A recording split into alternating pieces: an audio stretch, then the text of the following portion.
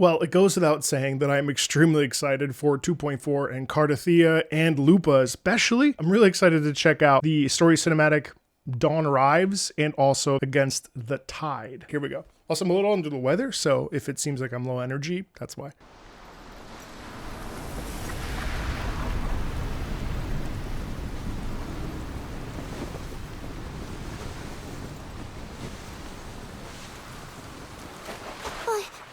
I'm not scared of you. This is interesting. Is this like, I wonder if this is like the Threnodian influence here, because I mean, the way that it seeps, it's like a symbiotic sort of thing. It also, I'm not going to just simply watch this for 6 minutes. We're going to talk about it as it happens. But notice how like the way that it kind of winds up and swirls into her, the fleur-de-lis like hand there. It almost looks like it's some sort of a symbiosis or something. Okay, he's saying I'm not scared of you.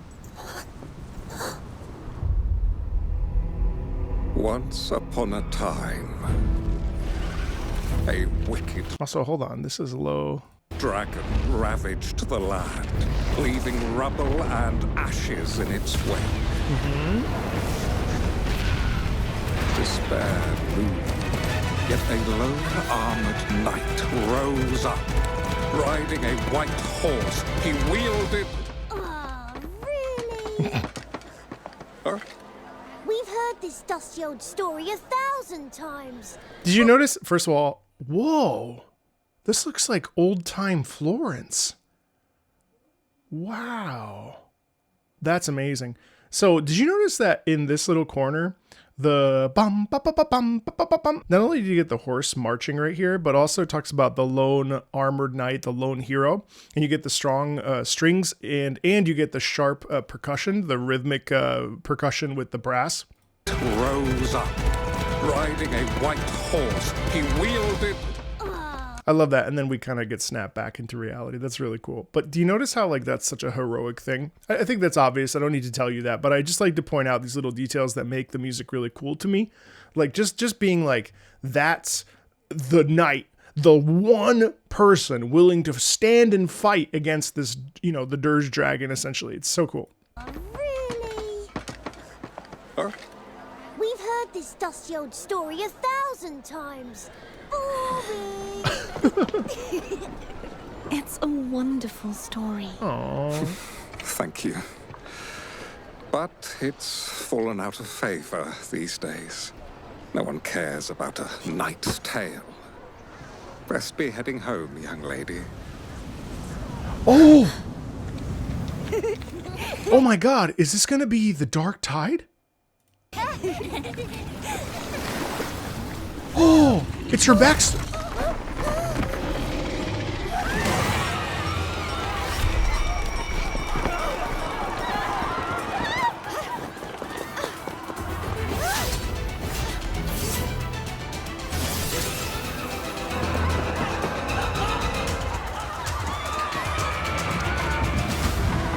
That's so dope. So you have the and then you also have that really cool percussion bar. It's like that break where she turns around and looks behind her and sees the thing. Holy shit. So this is the arrival of the this is the Dark Tide. Notice how everyone flees away while Cardathea goes towards. I love that. I love that's so much fun.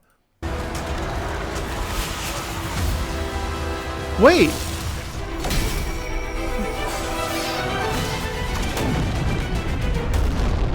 What the fuck? Oh my god, wait, check this out. So it's like she gets possessed by fleur-de-lis. So that's the fleur-de-lis inside of her.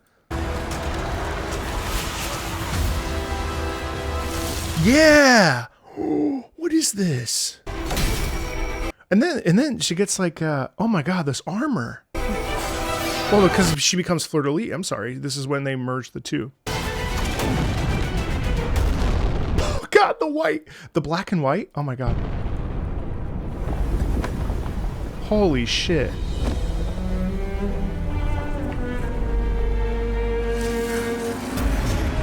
Oh. Wait, what the hell is happening here? So it looks like, is this... So notice that the cello, when she gets... So... we see like this sense of sadness as if she is losing control or can't control everything, or she's being blamed, or she witnesses this destruction, right? So it's interesting how the girl looks up at her like, what have you done? Almost as if to blame her, kind of. Because then look, Bodaya, that dissonance showcases all of this destruction that, well, really, she's the one responsible for, because she drops that sort of atom bomb here to prevent these folks, these invading enemies. Yeah, it's a nuke, which is actually crazy, right? So the nuke happens, she wipes out all this town, and then she has to reconcile with her own power here, because this girl basically, like, she's like, I can't believe you would do this, basically, right? And then here she gets like, it's like she like pivots back to Cardathia. Oh, wait, no, what? There's people. Okay, it's like 2 different dimensions. That's interesting.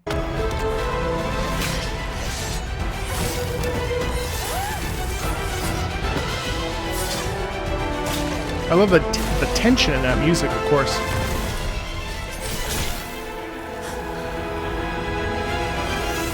Did you get that? Really cool. So we get the more of those strings, sort of, this is all tension music. There's not much to say there, which is awesome, right? It's like so tense, and I think it does a great job of accumulating and continuing with tension.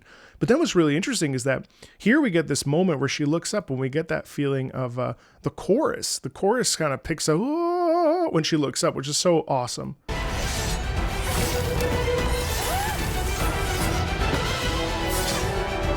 We get the brass, blah, blah, blah, blah.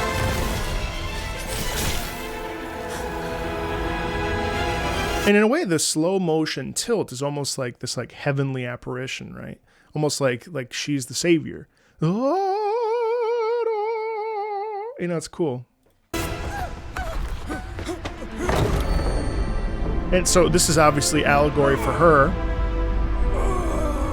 The strings, the oboe representing the old man's like willingness to help.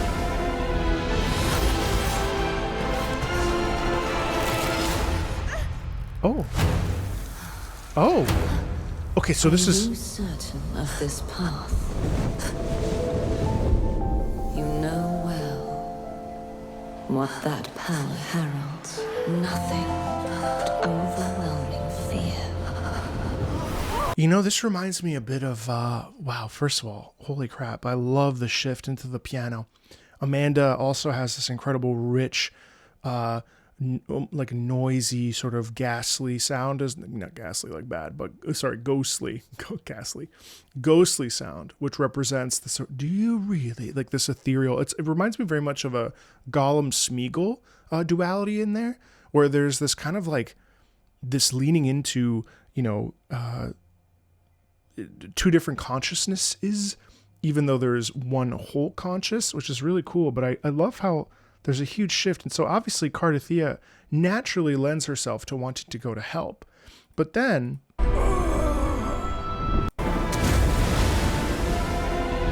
like she doesn't hesitate. She just goes and makes the decision, right?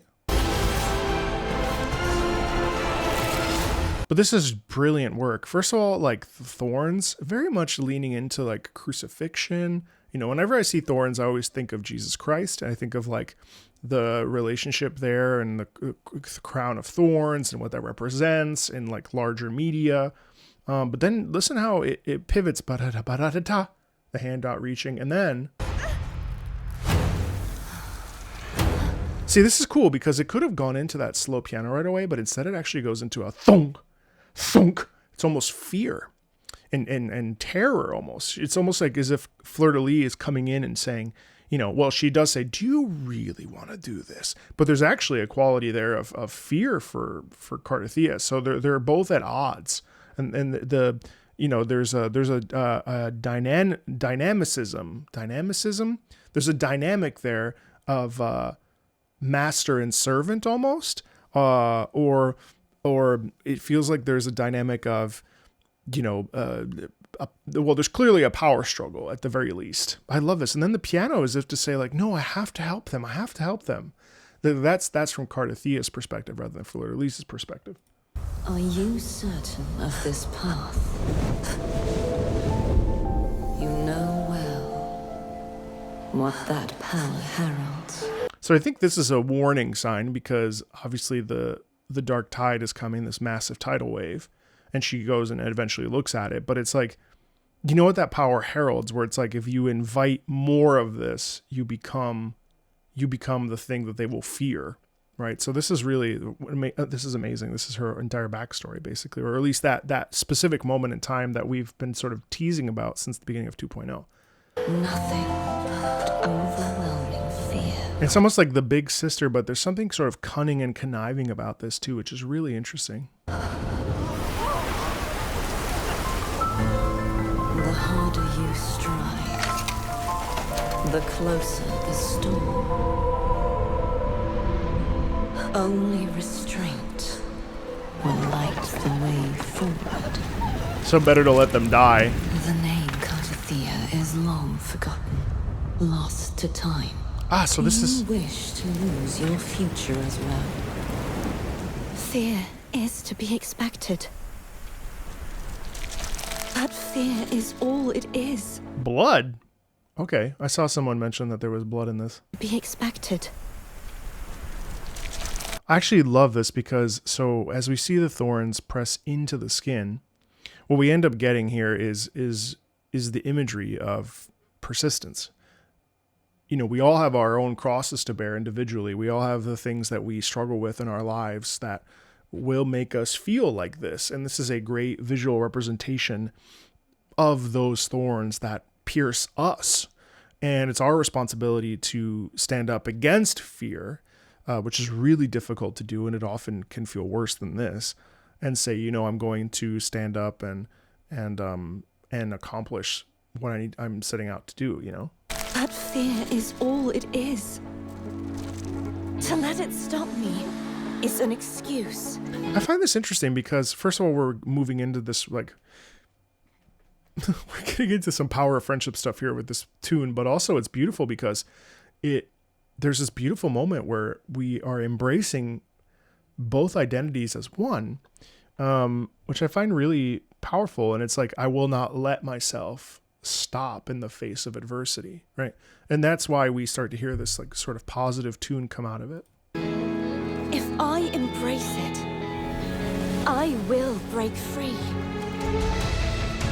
A false knight like me needs no armor. Love the electric guitar. Nor a white horse to carry her past. Now, Wow. with this sword bestowed upon me, I shall bring the Oh!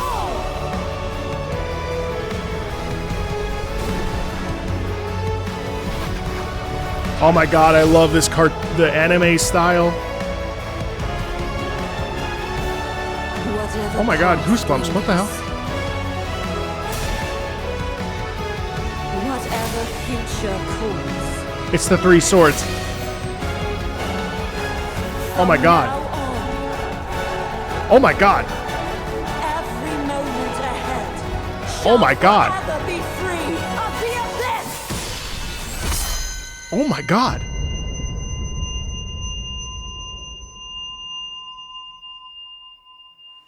The silence.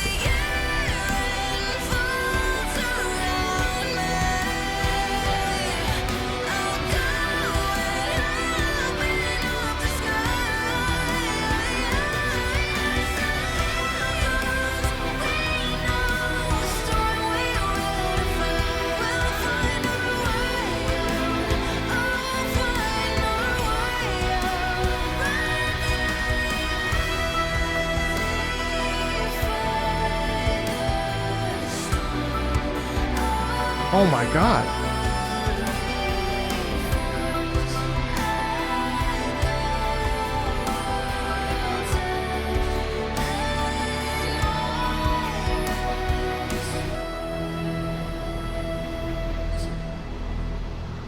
Holy hype. Oh my god. So this is current. This is not in the past. I'm not scared of you. Ah.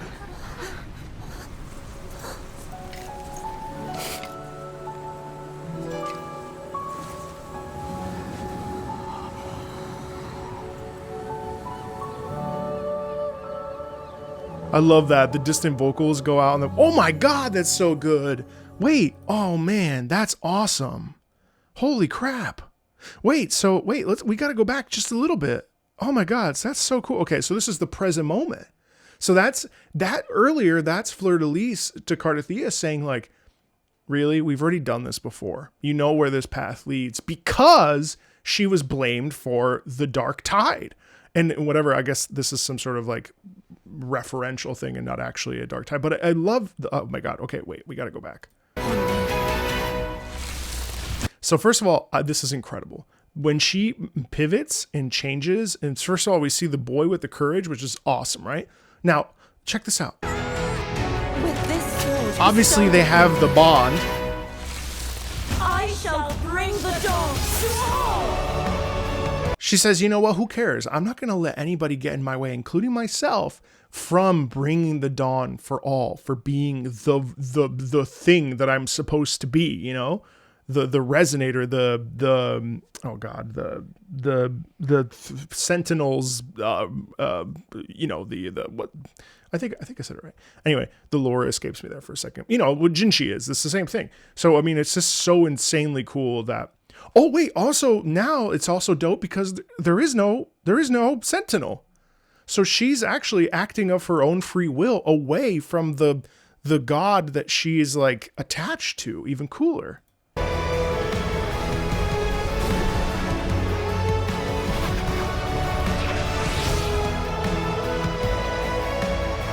So when it goes up like that, ba, ba, da, da, da, da, that's really like the whole theme of this is just to show up, right? And be present and like fight for the little guy. In this case, the little kid, you know? Ba, ba, ba, ba, ba, ba. Whatever past lingers. So this is her story. This is essentially the allegory of Cardathia, or like allegory? Whatever. That story represents her from 1,000 years ago. Whatever. Oh, the nuclear blast. Holy shit. Okay, wait, there's more layers. The nuclear blast was actually the past. So what we saw was the original incident. So this mirrors that previous incident. And so she's in the black and white is actually the past, when people were running away, but they were running away from her. And the dark tide, I assume. Whoa. Future calls. I love that. So there too. Da, da, da. Oh man, that's awesome. Now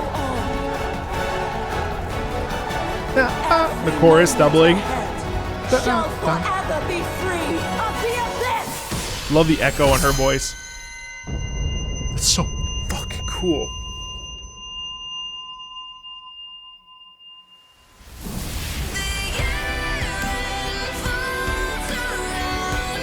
And this is awesome because we essentially get like an anime opening, but it's really amazing because we see the journey of her life, right?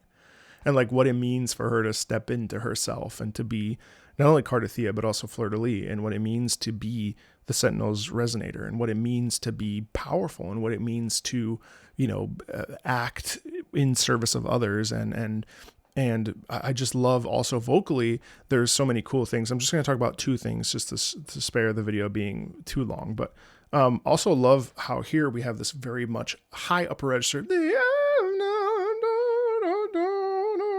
It's very upper register high. I think that being in the upper register, especially in that kind of belty quality, is very, very appropriate for like a deep and profound emotional release.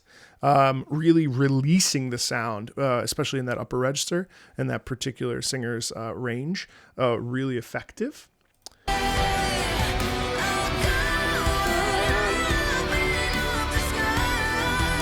That's amazing. I'll go and open up the sky. The double emphasis there of all the little notes, the sort of, she kind of meanders around the notes there really beautifully.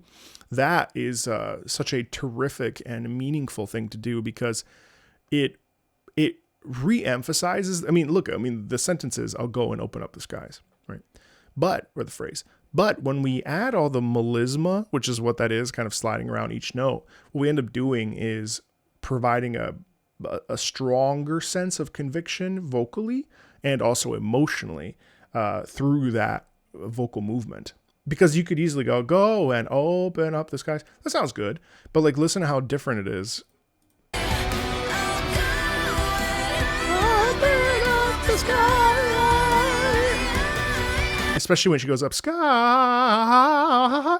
That's fucking sick.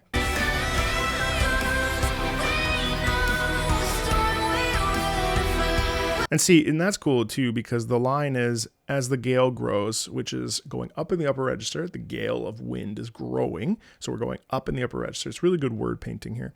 We know the storm we will defy. That goes down. And going down in the phrase is a more, declamazione, more pronounced, more inflammatory. More declamatory, inflammatory bowel syndrome. Declamatory. I'm ranting, but anyway, I'm very excited. So going down like that really hits the emphasis of the defying of the storm.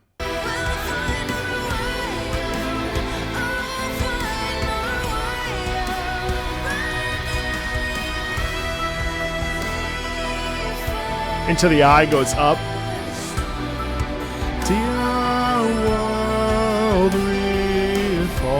It's going down.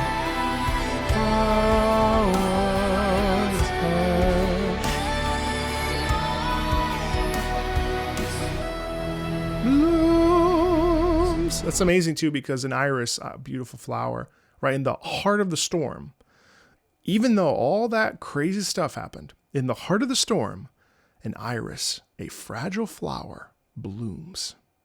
Now, the fragile flower represents fertility, Cardothea. That's beautiful. And also it goes up. It doesn't resolve down. It goes up. As if to say, like, it's holy, it's religious, it's spiritual. Now, before we go, let's check out, don't look at my tabs. Let's check out Against the Tide, this EP.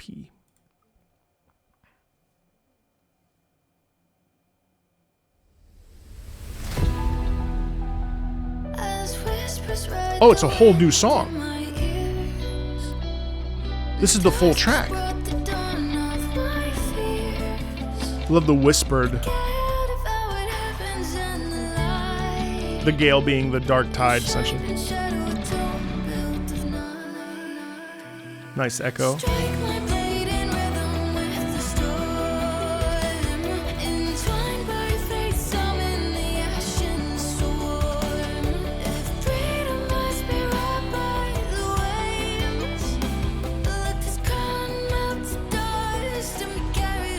Wow. She wants to let go of the stress and pressure. Who composed this?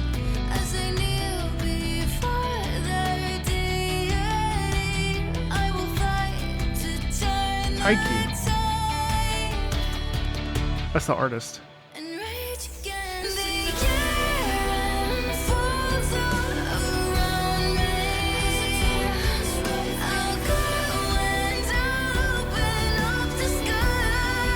Wow.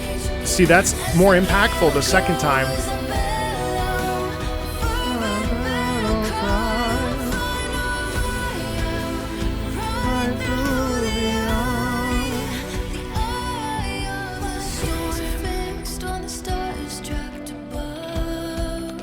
Just really quickly, there's a lot of sustain in that, and that's really about like not knowing how to stretch.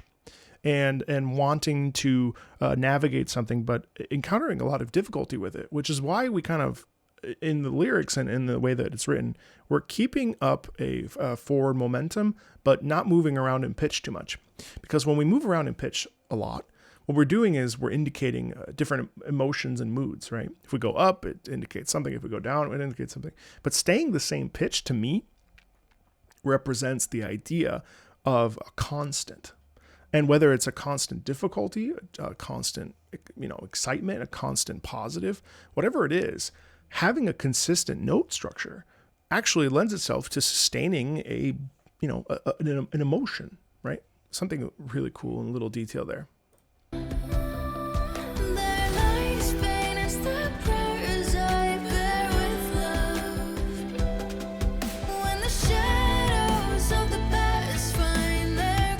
Let's talk about guilt.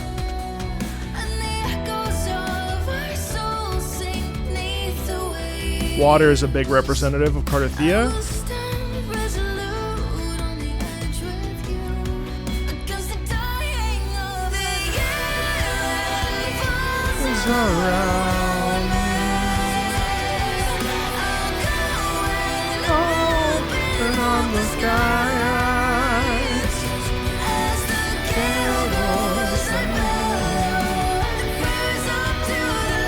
I love that. Did you notice? Did you notice what she says? A vessel to the light. It has this real bright quality. As the gale grows, I bellow. A vessel to the light. Actually, what are the notes here? Hold on. As the gale grows, I bellow. Vessel to the light. It goes up. A vessel to the light. That's really, really, just so warm, right? As the gale grows, I bellow, I shout, a vessel to the light, a vessel to the light. So we go, a vessel to the light. We re-emphasize two of the notes, but then it's just cool because it goes, essentially the way that the words and the words and the notes end up being is we get this real like sense of like, I am a vessel of goodness, a vessel to the light. It's pretty simple pitches. Ba, ba, ba, ba, ba. That's it. It just goes up and then down and then it stays the same. But it just, I think it really hits home the idea of power and of choosing a commitment, which is really awesome. I mean, this is all these little subtlety stuff is so much fun.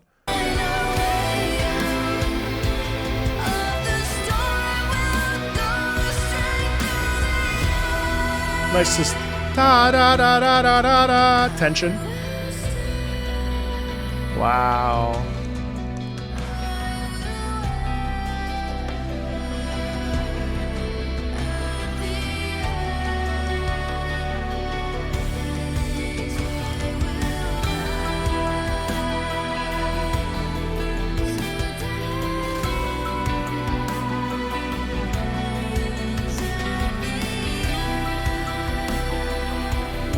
I love the piano cascading down. That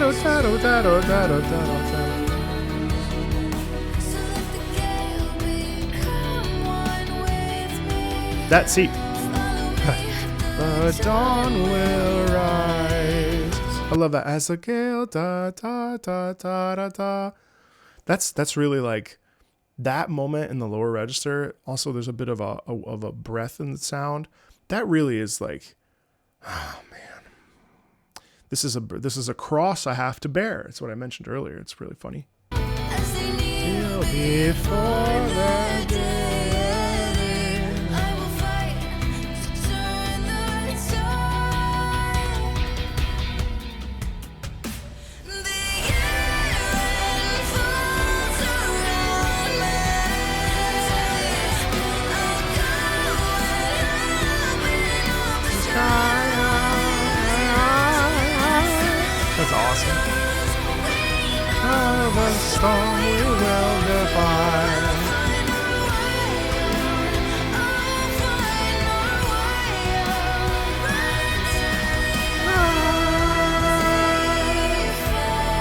So it's sort of like syncopated break down there.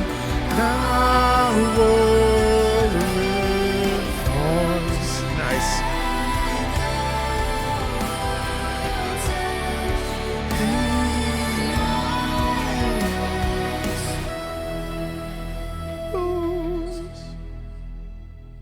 Dude. Yeah, I mean, I'm really excited for 2.4. I'm really, really, really intrigued and excited and curious and optimistic for what 2.4 will bring. I mean, I'm really excited for Lupa. I'm really excited for Cardothea. I mean, both characters are really awesome. Lupa reminds me a lot of Vera Garnet, for those of you that have played Punishing Gray Raven. So for me, like, I hope she's kind of a little bit spicy like Vera is. I'm not going to hold my breath too much, but I'm excited about both those characters. And honestly, I mean, like, it's a good time to be a Wuthering Waves fan because clearly there is so much, thoughtfulness being put into these trailers. It's awesome. I'm really excited. Man, I can't wait. Anyway, thanks a ton. I'll see you later.